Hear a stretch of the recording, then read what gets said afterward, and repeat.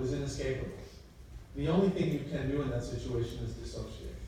And these kids tune out, and dissociate. Some of them dissociate so much and get so facile at going to that inner world that they start to create different safe places. They develop narratives, they develop persona, they develop all kinds of stuff. Now, a lot of these kids end up being incredibly attracted to other dissociative-like, socially acceptable things, like read. A lot of these kids love to read, and they read and they read and they read. Reading is dissociative. Some of these kids will use cutting to basically activate an opioid release, which causes, because it's a sensitized response, they'll get literally a rush of regulation when they cut themselves. These kids sometimes will have these dissociative fugues that will look like psychosis, and a lot of these kids end up labeled psychotic, but they in fact are not.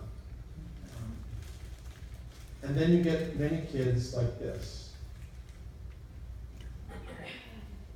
who had a developmental history where some of the things that happened to them were early and they dissociated, and some of it, as they got older, they continued to be in environments that were threatening and everything, but they could use the fight or flight response. So in response to certain cues, they use dissociation, and in response to other cues, they blow up.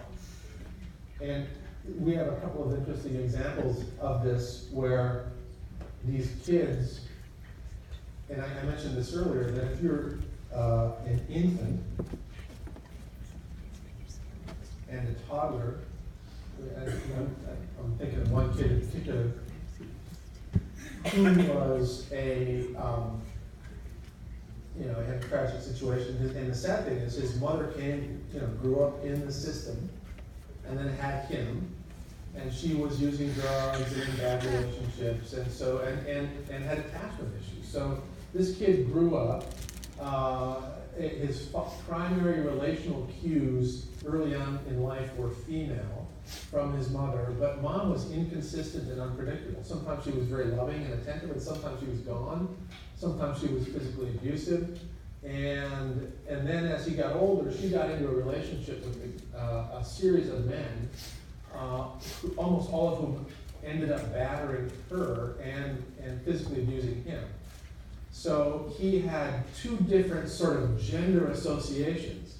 One was a gender association around kind of unpredictability and intimacy, and it evoked dissociation. And when he was in gender interactions with men, particularly if the men of authority that tried to assert authority raised their voice, it would be sort of an awkward cue for more of a fight or flight response. And so he had this history. I got called into this because he was, he was in a school where there were male and female teachers, and every one of the female teachers thought he was a dreamboat, did whatever he asked. He was very compliant, never gave any trouble. And every one of the male teachers was like, this kid has to get, he can't be here anymore, we can't teach him, he's unteachable, blah, blah, blah. And I'm like, well, this sounds like two different kids. And so I got the history, which is the most important thing you can ever do, because the brain is an historical organ.